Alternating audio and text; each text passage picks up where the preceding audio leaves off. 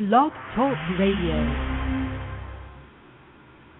Hello, everyone. Good morning. This is Lori Smith on Blog Talk Radio. It is 6 o'clock here in the morning, Monday morning, October 31st. I'm glad to be here.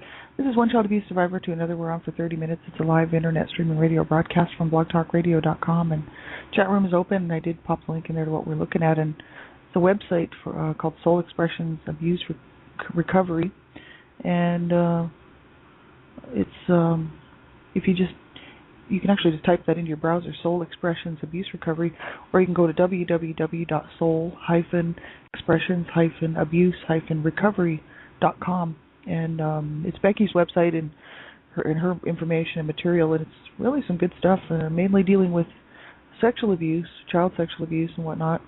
She does have some stuff on there about inner child healing, and that's what I'm mainly interested in looking at. But she has all kinds of stuff on there, art therapy process,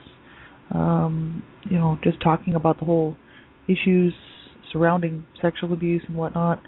And you can contact her on our website if you want to get a hold of her. And she has so much information there. It's a great website, so hopefully everybody will go check it out. And so that's what we're looking at. This is I don't know. Last week we were spending some time on it, so I just sort of stumbled across it just recently. So I appreciate everybody who's tuning in. Thanks very much for listening and tuning into my shows. And I'm not a counselor or a therapist. I'm just a private citizen paying to do my shows here on Blog Talk Radio. I'm just a survivor myself, who's looking for information all the time for myself, on my healing journey. And I just thought I'd just share what I find with other people and talk a little bit about what's happened in my life. The struggles that I've had, really trying to get over this stuff, the whole psychological damage done because of the abuse that I suffered as a child, and emotional stuff, so it's been an incredible ride. I thank everybody who's tuned in. I've been on here almost 2 years, and I just put my book out yesterday called One Child Abuse Survivor to Another, The Journey, and it's really all about this 2 years of being on Blog Talk Radio and what was sort of happening behind the scenes, like in my day, coming home from work and doing shows and waking up in the morning and doing shows and sort of just talking about the struggles that I've had this last couple of years that really didn't get put on the air. Some of the stuff that I was going through and facing, I wasn't really comfortable sharing at the time on air. And a lot of it is just really too graphic. And so that's why I decided to write a book, and it's very graphic in nature, and it's about the child sexual abuse and incest that I suffered as a child. And so that book's available now on Lulu. If anybody wants to get a hold of it, I'm not really writing my books for the money, and it's not about the money. It never was. Like, this is about breaking the chains of silence. Like so many survivors, people think, oh, they're just writing their stories for the money, but really, if people don't talk about this stuff and people don't raise their voices and speak out, and whether it's in the form of written material like books or websites or whatever, or it's in the form of vocal material, voices speaking out somewhere, or newspaper articles, magazines, whatever. If it doesn't hit the media, then the whole issue of silence just continues on when dealing with child abuse, really, of any type. And so I decided, well, I've been given this gift to be able to write, so I may as well just use it. And I also, I like to use the gift of my voice, so hopefully to make a difference in this thing, so that people will see, hey, there's one more person, who's willing to talk about this stuff, because if we don't talk about it, it's never going away. And that's the issue. And the reason why is because silence keeps the abusers free. Silence is what keeps the abusers from going to jail and doing time and being prosecuted and being charged with the crime of child abuse, because people won't raise their voices and they won't get the child any help, and they'll just allow that child to suffer in the home. And that's silence that does that. It's keeping it covert and hidden away, and that's what abuse has always been about.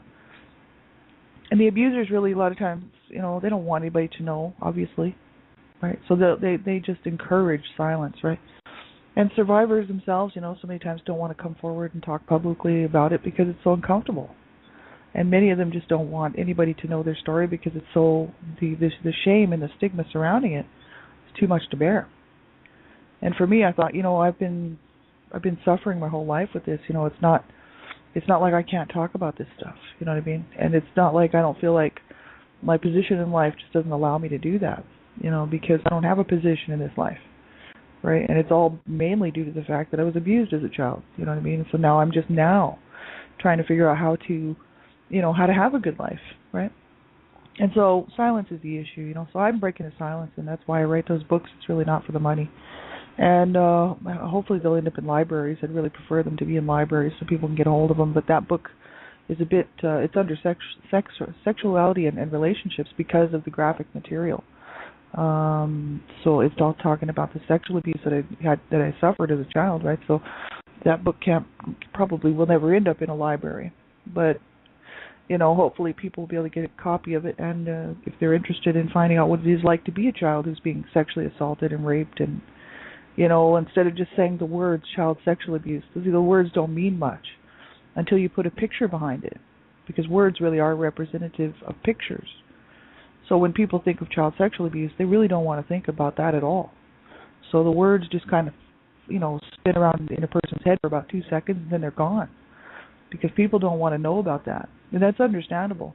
But people need to know about it, because children are right now being sexually abused right as we speak here. And this is the issue that makes me do what I do.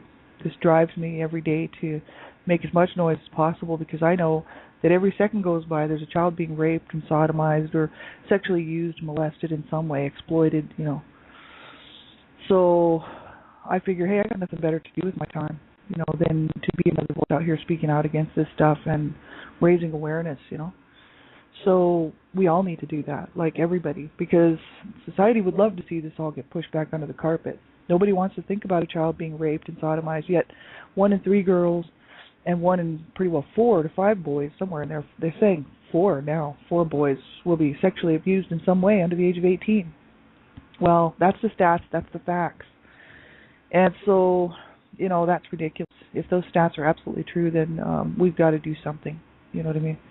And no more silence, And so I got a website called NoMoreSilencePenworks.com if anybody wants to check out that website. And I'm going to continue to write and speak out and do what I can with whatever time I have left, So we'll get right into this topic here this morning, but that's why I do what I do. So you have to listen at your own discretion to all of my stuff. Like, I'm talking about abuse, and abuse is a sensitive subject, and you have to know what's good for you to listen to. And if you feel the topics of abuse might bother you, you have to turn the show off. It's literally your discretion. It's completely up to you whether or not you want to listen to my shows or not. And if you're under the age of 18, I just ask that you have permission to listen to my shows from an adult, somebody who's older, a parent, caregiver, somebody in your life. Hopefully you have somebody. I know I didn't, but hopefully you do have somebody who cares about what you're doing online. It will help you to make a decision whether you should be listening to my shows age appropriately, because they're not for younger children, right? So make sure you do the right thing and protect yourself, right? So we'll get right into this. This is the section in Soul Expressions Abuse Recovery from Becky. I don't know her full name. She just says Becky on here. Healing Your Inner Child. She's a survivor, and she is also a therapist, and you can contact her. She has, on her website, there's a little chat icon, and if she's online, you can talk to her, right? So that's awesome. This is a great support for people, right? And that's from Soul Expressions Abuse Recovery. So she says, healing your inner child. Is that something that you have done? Did you know you have an inner child? I didn't either at first, she says. Then I began to think about all of the decisions I had made in my life and how I had gotten to the place I was at that time in my life. And she says, it started to make sense that someone else might be influencing my decisions other than the adult part of me. And she says, why? Because many of my decisions were spur of the moment, like a child, and had gotten me into trouble. And I think that's so, for so many of us, that's the case. Our inner children are running our lives. I know John Bradshaw talks a lot about that. And so does Robert Burney. We went through a lot of their material because that's what I'm working on. John Bradshaw's books and Robert Burney mainly. And John Bradshaw, his Homecoming, Reclaiming and Healing Your Inner Child. I'm actually still working through that workbook. And Healing the Shame That Binds You is another one that's really good. Excuse me, John Bradshaw. And also there's Codependency, or Codependence, The Dance of Wounded Souls from Robert Burney. That's an amazing book, and he's got a great website. So that's what I've been looking at, is this inner child stuff, and that's because I knew that a lot of my behaviors and decision-making processes were all based on my wounded inner children, because I could see one of my wounded inner children very clearly. Excuse me. And so I knew that there was one there at least, and possibly more, of these places where I was wounded as a child that I never really moved past because of the trauma, because of the scarring on the brain. I knew that. I could tell. And I guess that's just from doing a lot of self-assessing, looking into, which, I mean, some people really don't want to look into themselves, you know what I mean? I wish my parents would have done that. They probably wouldn't have abused us if they would have. But they wouldn't take a good, long, hard look at themselves, so they wouldn't correct any of their behaviors. So that's why they continued to abuse us for their whole lives and our existence. And so this is what happens to people. If you don't look inside, you can't fix the problems. Psychiatrists and therapists and counselors can't fix that either, because they can't really get inside of you either. All they can do is try to help you get inside of you. And a lot of people don't want to get inside of themselves. They rather just do drugs or, some sort of legal psychotropic drug or whatever you want to call those things. Or they rather just be in denial, and for so many reasons. And there's good reason for it, because it's painful. It's extremely painful to have to look inside, It's much easier just to blow it off and just say, oh, well, I am who I am. I'm just going to deal with it. That's how my mother was, She's like, I don't care. So, so I'm an abusive, rotten mother. Well, I am what I am. And that's what she would say. She just did not want to do the work, you know what I mean? And so my mother was a survivor too, right? She survived a horrifically abusive childhood, and she just married into this abusive marriage, and it just went downhill. And so, she was just like, well, this is my life, this is what, and I didn't want to repeat that stuff. I was like, oh my God, I can't allow myself to become my mother, right? Because I was heading that way, right? My mother was turning me into her from the time I was born. Okay? And I was like, oh God, I don't want to go that way. And then on her deathbed, I was like, man, when I saw the attitude that she had the last couple of years of life, I was just like, oh my God, I don't want to end up like that. And that's the road I'm on, because my mother trained me how to do this. My mother trained me how to behave like her. So I'm going to end up just like her if I don't change this stuff. Full of hatred, full of this whole idea that life just sucks and that everything is bad and that it was never any good and that I don't appreciate anything, because she didn't. I mean, a year and a half before she passed away, she was telling me that she was screaming at me that she never wanted any of us. And this was something I had heard all my life from her, but not so much the last 10 years of her life. We had sort of maintained some sort of a bizarre relationship for the last 10 years or so of her life, but she, at the end of her life, she came to the realization that she had when I was a child growing up, was that she hated all of us. And she didn't want a child. She didn't want children. She didn't want a family. She wanted to do her own thing and be her own person. And here she was on her deathbed, miserable and unhappy because she had been abused her whole life, never did anything about it, and then in turn abused her own children, which she didn't care.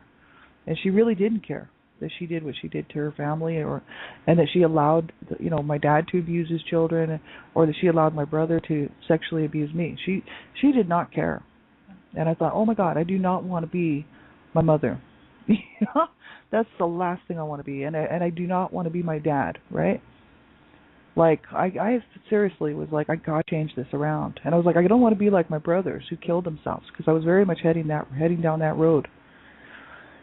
So I thought, well, that means I got to look inside, man. If I'm going to really change this stuff, then nobody else can do it for me. I'm going to have to do it. And that's where I'm at. It's like learning how to rethink things and learning how to change these behavioral patterns that I have, learning how to take care of myself, which is an amazingly hard thing to do, right? Because I was not shown how to do it, and I have, really zero kind of examples. You know what I mean? I have a few examples in front of me of how to take care of myself, but I don't know how to do it. So I'd almost have to sit down with somebody and say, how do I do it? You know what I mean? People would say, well, you just go to the doctor. It's like, well, I don't want to go to the doctor, because going to the doctor for me is embarrassing because of the shape that my body's in, and the abuse and the horrible stuff that happened to it. It's a bit embarrassing going to the doctor, and to have to sit there and explain, well, I was abused as a child, and it's hard on survivors. You know what I mean? It's not easy. And some of my body issues is my own fault from car accidents and whatnot, but some of it's not. And so, it's always this under the scrutiny of this doctor, and a lot of times they don't care. They're just like, they're so rude and ignorant. It's like, well, you should be in better shape. It's like, well, you should know what kind of a life that I was forced to live, you know what I mean? And you should also know about the abuse that I suffered as a child, you know what I mean? And you should also know about what that caused me to do as a teenager, trying to kill myself. And you should also know, you know what I mean? Like, sometimes people in life won't cut you a break because they don't know where you're coming from and they really don't care. And that's really the sad truth. There's a lot of people out there that really don't care. And they don't feel that, that it should have been a problem at all. It's like, well, okay, you try surviving under that. Those people, that's what I would say. You put yourself in my shoes for about 10 minutes, and I seriously doubt you could make it. Yeah, no. Because it's only been through really the grace of God and extreme strength for me to be here today. Because my life was destroyed by my parents' garbage and my brother's abuse, right? So, I know what survivors are going through out here, and it's not an easy road. It's not an easy road at all. And I feel pretty blessed because I've been able to do my stuff self-help without drugs. Like, I've been able to do my stuff just straight on, just facing it, just head on, with no therapy, no counseling, because I made a deal with myself that I was not going to hurt myself or anybody else. I was just going to deal with this stuff, feel the pain that I need to feel, allow myself to grieve it, mourn it. And this was all part of the inner child healing process. Really started out from the material that I read from Adult Survivors of Child Abuse, the ASCA Adult Survivors of Child Abuse, the Morris Center program. The Survivor to Thriver workbook had a list of the steps, that a person really could take if they wanted to do this inner child healing work. There's a list of steps that a person could do, and it really was necessary, they figured, in order to heal from these wounds. And so that's just the grieving part, the anger part, right? I mean, there's so many different parts to it, and so that's basically where I started, with my inner child healing work, which was a long time ago. It was at least a year ago, if not more, and really taking a look at it. And so that's what I've been doing as I'm working through this stuff, is not necessarily here on my half-hour show, but talking about it definitely helps me get into the place where I need to be, And then what I can do is I got to work. So then I go to work. And then when I get home from work, I got to cook dinner. So there's only really limited space for me to actually grieve and mourn this stuff. Like, I don't have day after day just to sit and do the work on it.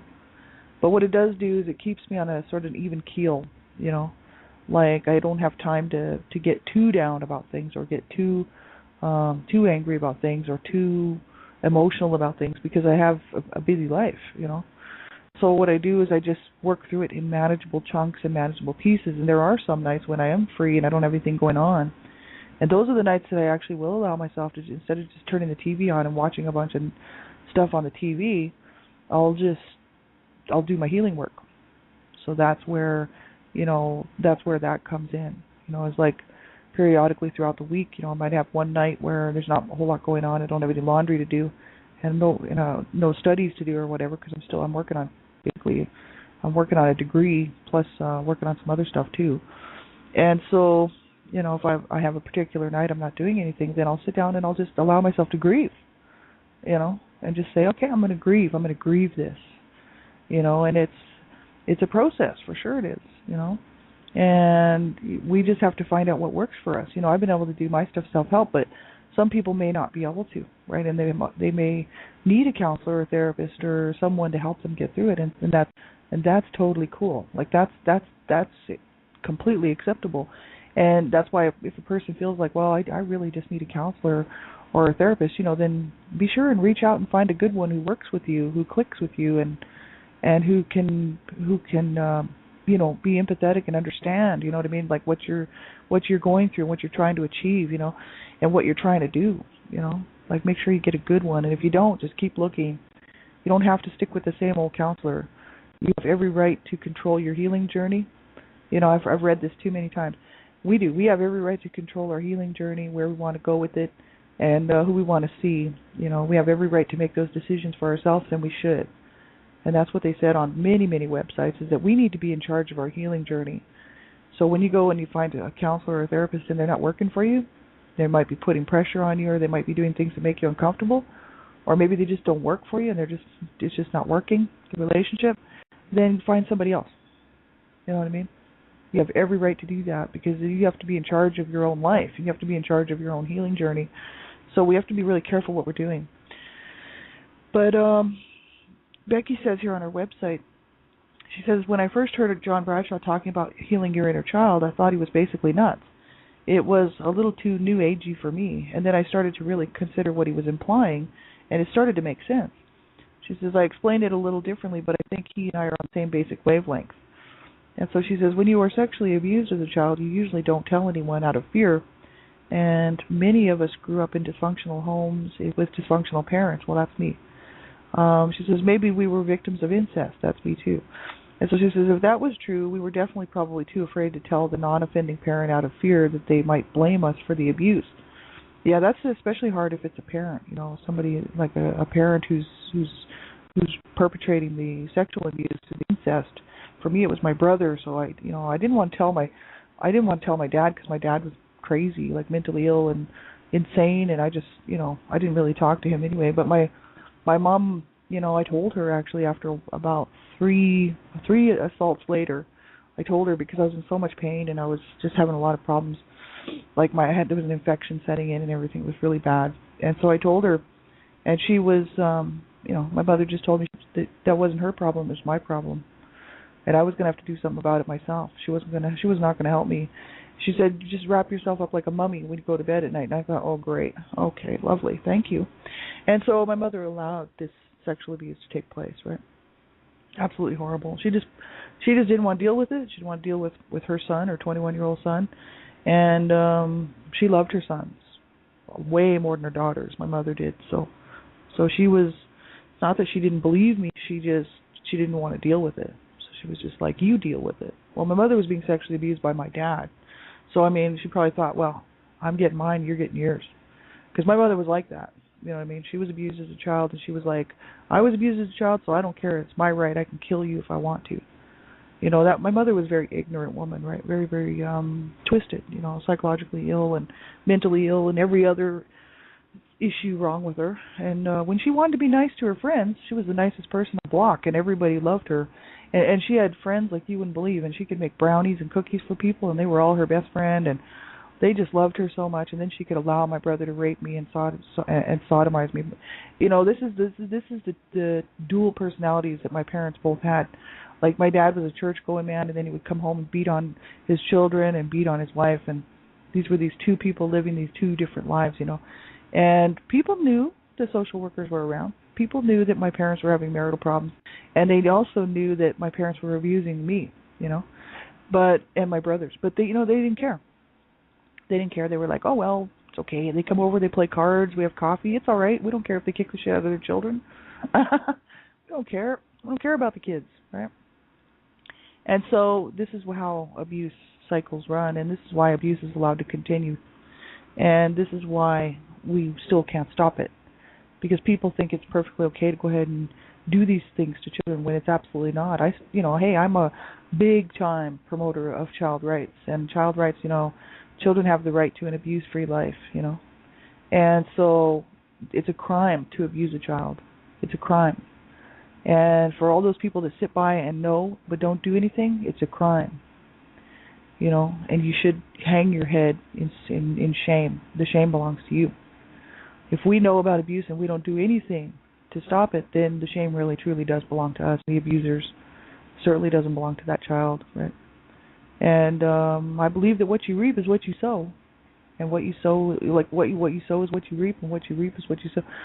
It's the truth. What you do in this life will come back, and it will kick you in the butt. And it's like people think that they can get away with this stuff. Well, sometimes they do on this earth, but I seriously, I doubt in the judgment, the great judgment. Seriously doubt it very much. So, I think people just need to straighten up their hearts and straighten up their attitude towards children. And that's why I'm a big, like, I wrote 3 books really about my own story, but that's just the start. I really wanted to allow my inner children to speak out about what happened to them, because I needed to do that in order to heal and move on. And what I want to do next is go and write books about child rights and worldwide child rights. And I'm going to write huge books to the public, about child abuse, and really scream it out there, because this is not acceptable. It's not acceptable. And people say, well, so who are you to say that it's not acceptable? Who are you? I'm a person on this planet, and I have every right to speak out against this stuff if I want to. And I don't have to sit by and say, oh, well, I better just not say anything. It makes waves. And, it's like, I don't care. Kids are dying. Kids are being abused. Kids are being sexually used. It's not acceptable. And so when are we going to make these changes? When are we going to change the situation? So that's what I talk about at night on my Child Abuse Prevention show, Is Up to Us. It's horrific. None of us should have had to suffer this stuff. None of us. But there's so many ignorant people out there. And we really have to change the hearts and minds of people. When I was growing up as a kid, one of my friends came over to visit one day, and we were teens, by this time. And a lot of my friends were being abused, And one of my friends came up. I didn't write about this book, but this guy, I really liked this guy, but he was being abused. And we all were. And he came running up the street one day, and he had a big old gash in his head. And we were all like, "What happened to you?" And he said, "Oh, my mother bashed me in the head with a cast iron skillet." I'm like, "Well, hey, our mothers are just about the same. They must be related." You know what I mean? Because my mother's always bashing me in the head with heavy objects too. And I grew up with this. This was okay behavior, and it still is today. People rarely do jail time or do prison time for beating a child or for hurting a child, for psychologically damaging a child. How many people? There's only a handful of cases that actually make the media.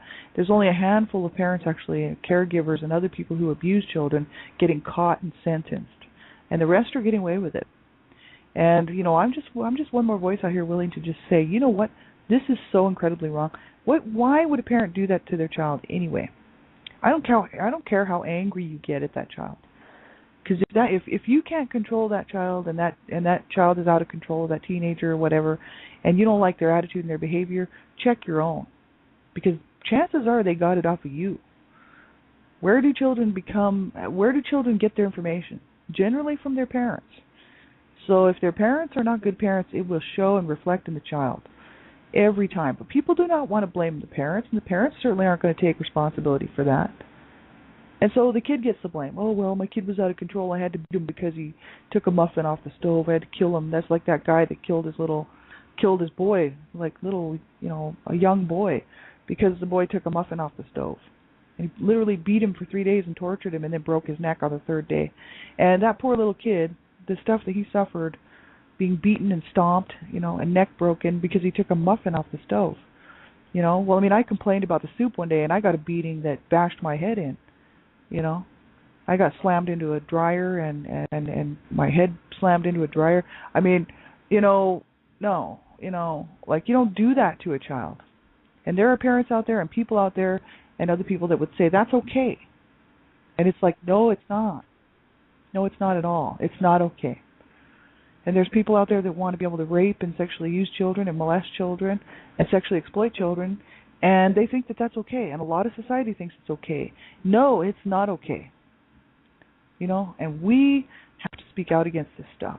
This has to become so enraging to if it doesn't bother people, there's something wrong with you. Literally. It should bother everyone's conscience. It should bother everyone's heart and their whole being that this stuff is going on as we speak, because nobody has the balls to stand up and stop it. It's like, this is so unbelievable. So I know what it's like to be these little kids, so I know how serious this stuff and how much of a time issue really at hand, because I know how many kids are going to die tonight, tomorrow night, the next night, right? So it's so incredibly important that we all get involved, Well, we'll continue on with this inner child stuff here tomorrow morning, and I'll be back on my show, Child Abuse Prevention is Up to Us, tonight. And have a great day, everybody. If you're having a hard time coping and you think, oh my God, I just don't know how I'm going to do this, you make sure you call the crisis line. You do whatever you have to do. right? But I'm here to tell you that you have to stick it out. Do not give up. Not ever. Not ever. Ever. You know, we have to be responsible for ourselves, right? We have to make sure that, you know, if we need help, we need to reach out and get that help, right? Wherever it is. It is truly our responsibility now. We can't really blame anybody else for that.